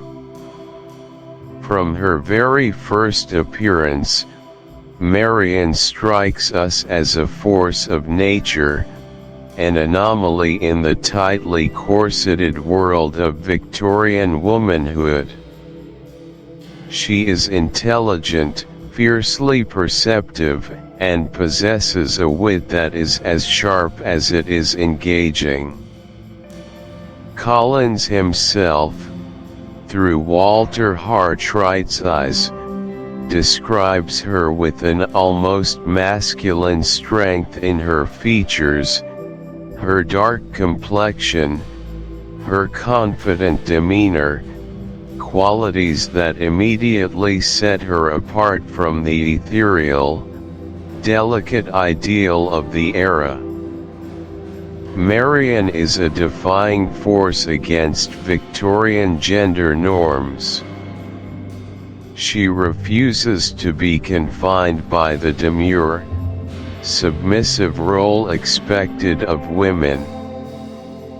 Where others might cower, she strategizes. Where others might weep, she acts. Her letters and diary entries, which form a significant portion of the narrative, are not mere emotional outbursts, they are records of keen observation, shrewd deduction, and unwavering determination. She is the detective, the protector, the unwavering guardian of her half-sister, Laura Fairley. Her love for Laura is absolute, a fierce, protective instinct that drives her to confront danger, deception, and the chilling machinations of Count Fosco and Sir Percival Glyde. Consider her courage.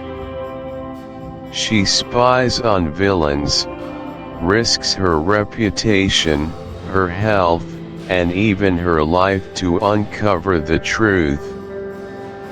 In a society that encouraged female fragility and dependence, Marian is a bastion of independence and resilience. Her mind is her greatest weapon, her logic a formidable shield against the emotional manipulation so prevalent in the novel. She embodies a proto-feminist spirit, long before the term was even coined. Her voice, strong and unwavering, challenges the very foundations of a patriarchal system that sought to render women powerless.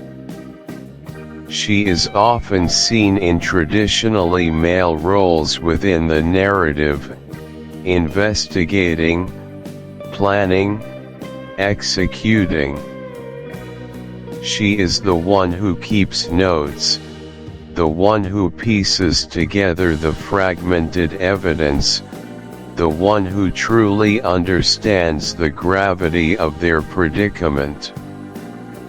Her emotional depth is equally compelling. Despite her formidable intellect and composure, Marian suffers deeply. Her fever, brought on by the immense stress and danger she endures, is a poignant testament to the toll her brave efforts take on her. Yet, even in her illness, her spirit remains unbroken. She returns to the fight with renewed resolve, demonstrating a profound capacity for endurance and an unyielding commitment to justice. She sacrifices her own happiness, her own comfort, to ensure Laura's safety and well-being. This selflessness, coupled with her intellectual prowess, makes her one of the most memorable and admirable characters in English literature. She is not just a character, she is a statement, a bold declaration against the restrictive societal expectations of her time. Her strength lies not in physical might, but in an indomitable will and an intellect that far surpasses most of the men around her. She questions, she challenges, she investigates, and in doing so, she carves out a space for female agency that was revolutionary for its era. Now, let us turn our attention to a pair of characters whose destinies are tragically intertwined, a duality that forms the very heart of the novel's mystery and psychological horror, Anne Catherick and Laura Fairley. These TW 7-Day Action Plan, the detective mindset.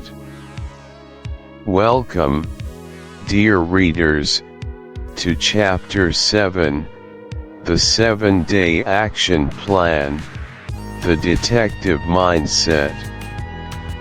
If you've journeyed with us through The Woman in White, you've undoubtedly been struck by the extraordinary power of observation, the quiet strength of resilience, and the chilling consequences of naivete.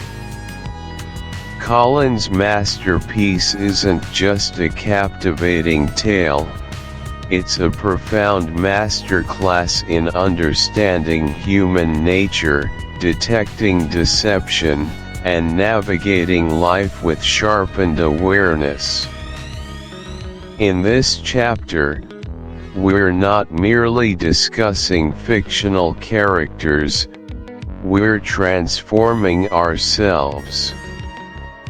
We're going to take the invaluable lessons learned from Marian Halcombe's sharp intellect, Laura Fairley's vulnerability, Walter Hartright's unwavering persistence, and even Anne Catherrick's intuitive warnings, and apply them directly to our modern lives? This isn't about solving Victorian mysteries, but empowering you to navigate your world with a detective's keen eye and unbreakable spirit. For 7 days, we will embark on a practical journey, turning fiction into a personal blueprint for enhanced perception and greater security. Prepare to unlock your inner detective. Prepare to see the world, and your place within it, with newfound clarity. Day 1. Embrace the Marian Halcombe Journal. Think about Marian. Her incredible intelligence, her unflinching courage, her ability to piece together fragments of information that others dismissed as insignificant. What was her secret weapon? Meticulous observation, yes, but more importantly, her dedication to recording those observations. She didn't just notice, she documented. So, for your first step, I urge you to start a detailed journal, much like Marian's, specifically for tracking your daily observations. This isn't just a diary for your feelings. This is an exercise in objective, sensory recall. From the moment you wake up until you close your eyes at night, I want you to pay conscious attention to the details around you. What colors do you see? What sounds do you hear around you? How do people's expressions change during a conversation?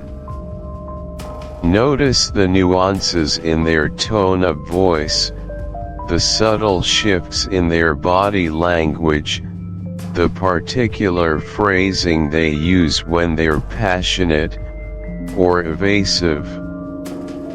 Write it down. Be specific. Don't just say, "My colleague seemed off."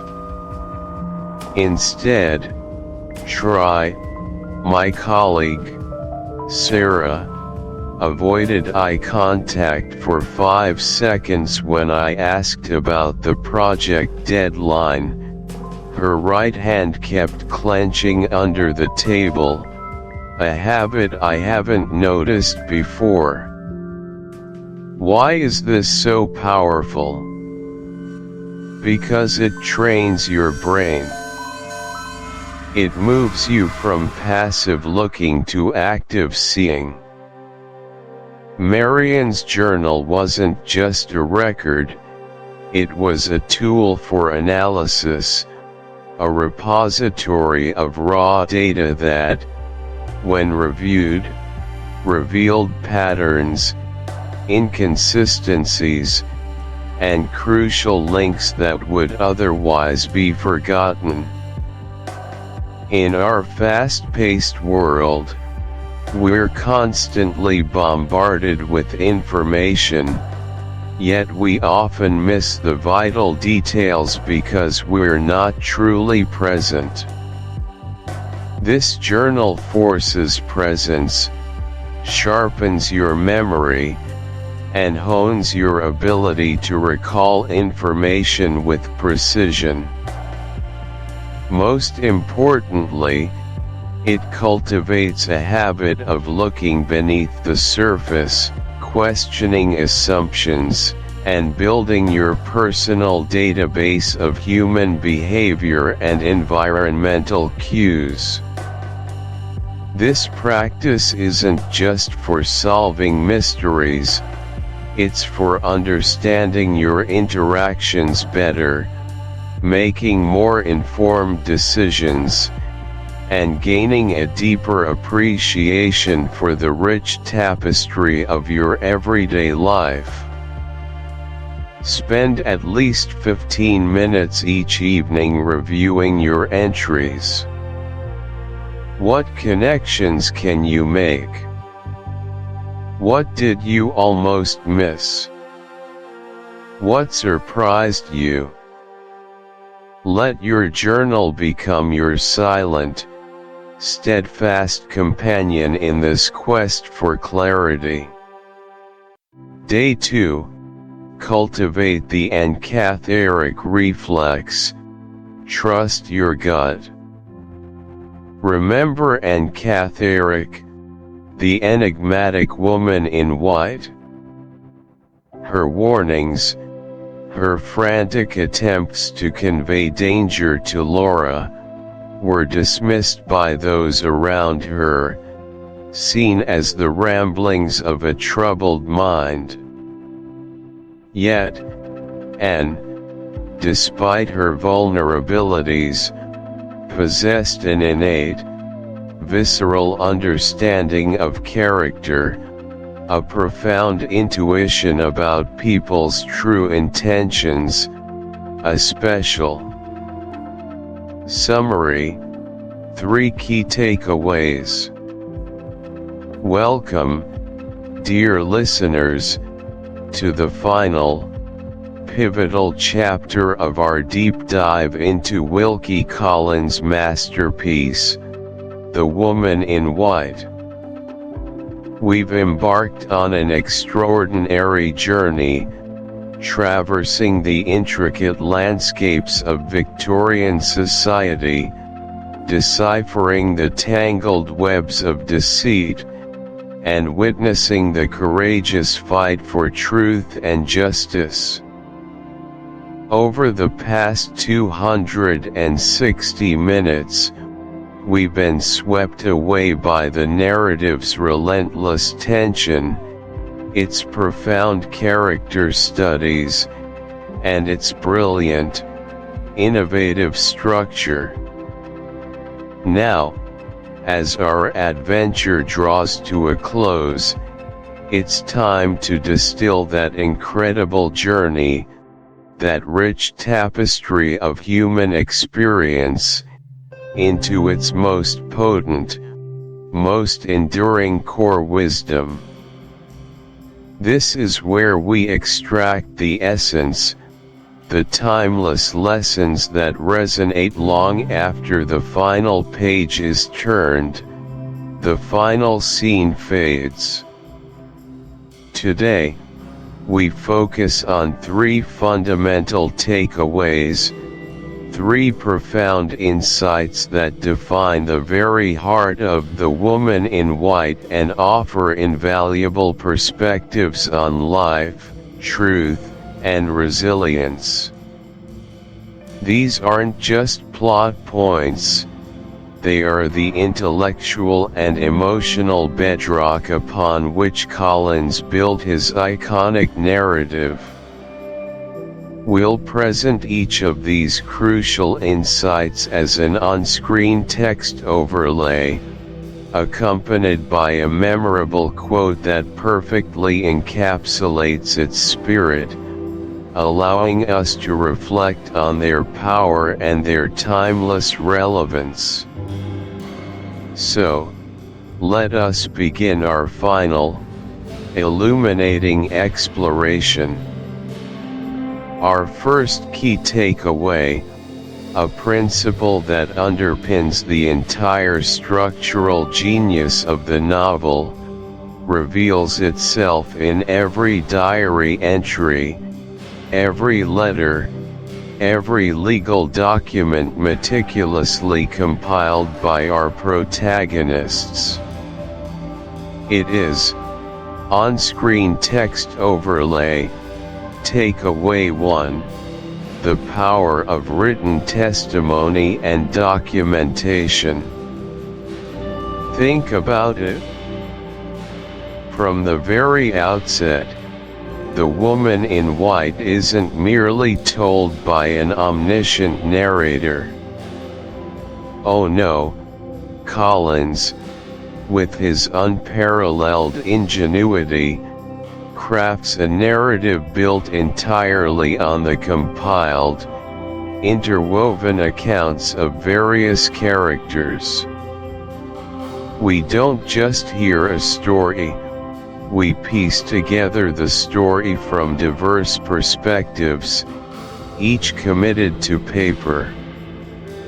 Walter Hartright's passionate, vivid recollection, Marian Halcombe's incisive, pragmatic diary entries, even the dry, factual depositions of lawyers and doctors, every single piece is a testament to the enduring, irrefutable power of the written word. Why is this so profoundly significant in the context of this novel? Because in a world where truth is easily manipulated, whispered away, or outright denied by those in power, written testimony becomes an unyielding anchor. It's a permanent record, a tangible piece of evidence that, once created, is incredibly difficult to erase or distort without leaving a trace. When Sir Percival Glutt and Count Fosco conspire to rob Laura of her identity, her fortune, and her very sanity, their schemes rely on obscuring, misrepresenting, and ultimately, destroying written proofs. They forge documents, manipulate legal registers, and burn damning letters. But their efforts, however cunning, are ultimately thwarted by the sheer volume and meticulous detail of the written evidence compiled by the forces of good. Marian's diary, specifically, becomes a silent sentinel, a repository of undeniable facts, observations, and suspicions that no spoken lie can fully dismantle. It is her silent, unwavering witness. Consider the Victorian era itself, a time when personal letters were paramount, when legal documents held immense weight, and when a woman's identity could be erased with a stroke of a pen on a marriage certificate or a death register. Collins masterfully exposes this vulnerability, but simultaneously offers a path to rectification through the very same medium. The novel becomes a powerful argument for the importance of record-keeping, of careful observation documented for posterity. It underscores the idea that while spoken words can be twisted or forgotten, the written word, once etched into existence, possesses a formidable, almost sacred, staying power. It waits, patiently, for discovery, for interpretation, for its moment to unveil the truth. It is the bedrock upon which justice can call to action. And so, dear listener, we arrive at the quiet, reflective closing of our profound journey through the shadowy corridors and gaslit streets of Wilkie Collins's magnificent novel, The Woman in White. What an odyssey it has truly been, hasn't it? A sprawling, intricate tapestry woven with threads of deep psychological suspense, social commentary, and an unwavering belief in the eventual triumph of absolute truth and unwavering justice. We have traversed a landscape fraught with danger, where innocence is constantly imperiled, and villainy lurks in the most unexpected and deceptive corners. From the chilling introduction of Anne-Catherine, the spectral woman in white herself, whose very existence sets in motion a cascade of events, to the dramatic unmasking of the monstrous Count Fosco and the calculating Sir Percival Glid, every twist and turn has drawn us deeper into its labyrinthine embrace. We've witnessed, with bated breath, the darkest machinations of human villainy, felt the chilling grip of fear alongside our brave heroines, Laura Fairley and Marian Halcombe, and perhaps, just perhaps, found ourselves holding our breath, desperate for righteousness to prevail against truly overwhelming odds. This story, with its meticulously crafted plot, its groundbreaking use of multiple narrators, and its truly unforgettable characters, has not merely unfolded before us, it has burrowed deep into our very consciousness, leaving an indelible, profoundly resonant mark. It's so much more than just a Victorian sensation novel. It's a profound exploration of identity, the precarious nature of truth, the stark realities of class, the deeply restrictive position of women in 19th century society, and the extraordinary lengths to which love, loyalty, and an unyielding commitment to justice will drive us.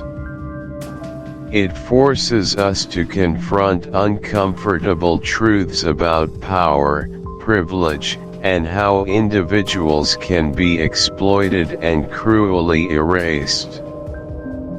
Now, as the final, lingering notes of our narration gently fade, and before the powerful, emotional echoes of this deeply moving tale completely dissipate, I want to invite you, our cherished and dedicated listener, to pause with me for a significant moment, to truly reflect, to engage actively with the profound and often uncomfortable questions that Collins so masterfully wove into his narrative. We've spent countless, immersive hours together, delving intimately into the lives of the gentle Laura Fairley, the fiercely intelligent Marian Halcombe, the steadfast Walter Hartright, and, of course, the enigmatic, tragic figure of Anne-Catherine. We've been privy to their innermost thoughts, their agonizing struggles, their moments of triumph, and their shattering heartbreaks. We've seen them pushed to their absolute limits, forced to make impossible choices under the direst circumstances imaginable. And it is one such choice, made by the gentle, often fragile, but ultimately steadfast Laura, that I want us to consider together with the full weight of our shared experience. Remember that pivotal, truly agonizing moment? The document. That chilling, legally binding instrument presented to her by the sinister and manipulative Sir Percival Glyde, orchestrated with the monstrous and diabolically intelligent Count Fosco. The document that, had she affixed her signature to it, would have forever stripped her of her true identity, her rightful inheritance, and indeed, her very sanity and freedom in the eyes of a deeply prejudiced world. It was not merely a choice, it was a profound crucible. A decision born of extreme psychological pressure, of relentless, calculated manipulation, and of a profound, devastating vulnerability that few of us can truly fathom. She was isolated, utterly cornered, and heartbreakingly reliant on those who, unbeknownst to her innocent heart, sought only to destroy her. She was a woman of her time, bound by rigid Victorian societal expectations, often feeling powerless and voiceless in a world designed by and for men, where female agency was fragile or non-existent. Her decision, whatever it may you. Thank you for listening to this audiobook. If you found value, meaning, or inspiration in this journey, please remember to like the video, subscribe to the channel, and turn on notifications so you won't miss the next chapter. Your support helps us bring more timeless classics to life. See you in the next reading.